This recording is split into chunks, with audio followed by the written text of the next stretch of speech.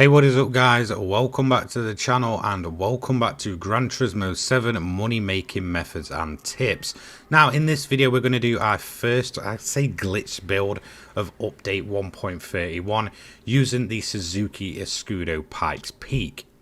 Big thank you to Vasily for emailing me over this build. It's absolutely fantastic. And in my opinion, not only is this the fastest way to make money at Tokyo, it's the fastest way to make money in Gran Turismo 7 period. At least currently anyway. You know, there may be other builds that come out over time up until the next update. However, before we get into the build, I do want to give credit where it's due to Taka 260 RS for this fantastic cutlass livery for the Suzuki Escudo. It really changes up the whole car, and it was definitely a favourite of mine back in Gran Turismo 2. So the first thing you want to do is ensure that you have basically any wheels that basically have this certain layout. So what you want to do is keep the rim diameter as standard, and then onto the rim width and the offset. So this one wants to be standard, and then the offset needs to be wide. So just ensure that matches up, and this will allow you to drop the performance points under 600. Again, you can use any wheels. I've just got these wheels that came basically with the livery, so that's why I'm running them. It's not specific. So in terms of the build, it's actually going to be a dual tyre layout. So you want to run comfort hards at the front and racing intermediates at the rear. Now, body height is going to be 76 and the rear is going to be 93. Anti-roll bar is going to be 7 at the front and 1 at the rear. Compression is 35 front, 37 rear.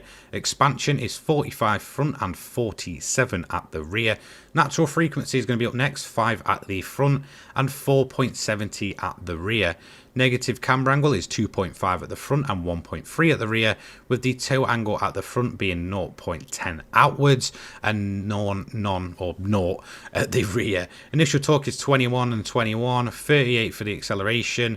Braking is going to be 50. Front and rear torque distribution is going to be 50-50. Fully customizable racing transmission installed, set to 360. Ballast is going to be set to a single point, minus 46 positioning, no power limiting on this one. As you can see, I'm just going to take you through just to show you that it's not going to budge up until a certain point, but 46 is the minimum one you can do. ECU, again, like I said, no power restriction, 200 downforce at the front and maximum at the rear at 700. High RPM turbocharger, and then if we go through this list, as you can see, nothing else will need changing. A very simple build to achieve, and it will drop under 600. Now, in terms of the event we're going to be using, you want to head over into Asia, go over to the Tokyo Expressway and the World Touring Car 600. Go ahead and enter that one. So, literally one morning, I believe about a week ago, I woke up to an email sent to my business email by Vasily, and he literally said, try this one out. Now, I opened it up, saw it was the Escudo, and thought, okay, that certainly looks a bit dodgy, and that must be the glitched Escudo for update 1.31. This car's been able to be bugged for the longest time at Tokyo.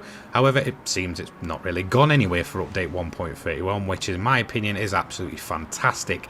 It's a dual tyre layout, so you're running comfort hards at the front and intermediates at the rear. It won't allow you to change tyres during your pit stop. You'll be doing a single pit stop just for fuel, which means you have to drag a set of dead intermediates at the rear around, hence why you're going to need to wall ride it. Don't try and go through the corners with this car, it just won't work. Once you've kind of got it down where you can wall ride and such, you'll be hitting 22 minutes every time. I had an absolutely terrible run and still managed a low 23 minutes, so that says absolutely everything about this build. So let's go ahead and get into the strategy. As soon as you get in there, you want to keep it at fuel mix 1, and you're essentially going to be rinsing and repeating this pattern throughout the entire race. Now, as soon as you're at fuel mix 1, your aim is to literally get to first place by turn 1. At this point, you're going to absolutely just sprint away, riding those walls, and just basically just being an absolutely pain to the AI. The only thing you need to worry about in terms of your clean race bonus is hitting the AI, and at the last hairpin just be very careful. There is no wall ride there, so just take your time around that. So, as you can see, as soon as we're on the wall, we've gone down to fuel mix 4. I fully recommend running this for the rest of the lap and turning it to fuel mix 1 on the straights. So as you can see here, fuel mix 1 on the straights, and then again back down to fuel mix 4 for the walls and the rest of the track. So just the main straight fuel mix 1, the rest of it fuel mix 4.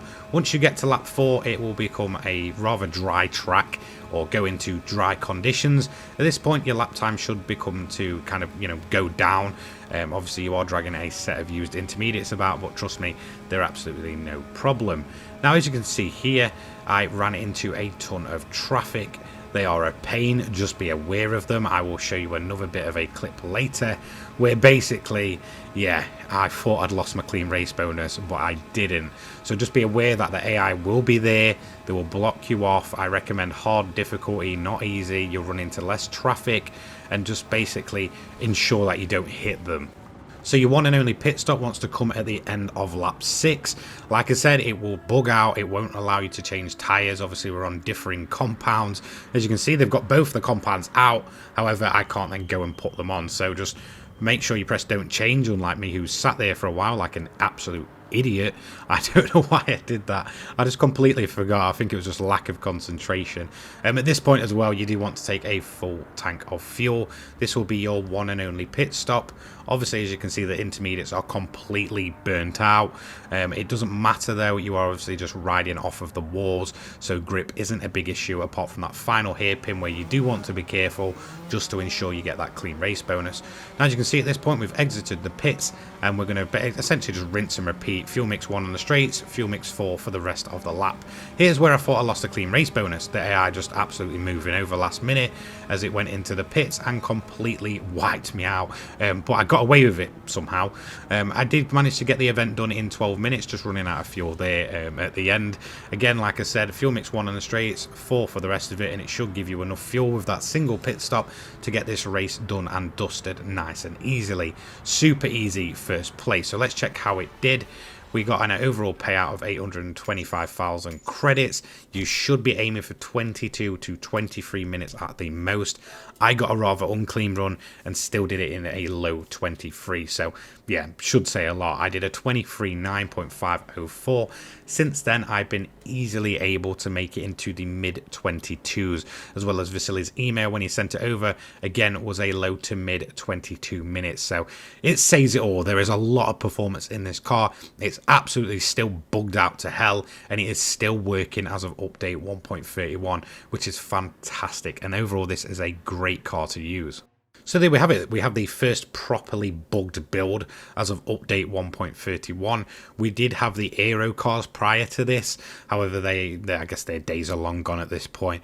But it does seem that there is still cars there that can be bugged and can be made to be ridiculously overpowered to go and grind with at Tokyo. So I'm pretty sure this is just the beginning of many of those coming out over time. I'll keep testing Tokyo cars to see if I can find anything. If anything kind of fresh or new comes out, then I will cover it. But yes, a big thank you to Vasily for this build. It is absolutely fantastic and I cannot thank him enough. And hopefully you guys will be able to enjoy this now that the Suzuki Escudo has returned to the game, and you should all realistically own this car. So that's going to be it from me today. Don't forget to leave a like, comment and subscribe. Turn your notifications on so you don't miss an upload from me. I upload GT7 and motorsport content each and every day for your viewing pleasure. Thank you for your time. I hope you have a fantastic weekend. I am currently still away, so I do apologise. I cannot help you out in the comments down below just yet. Peace.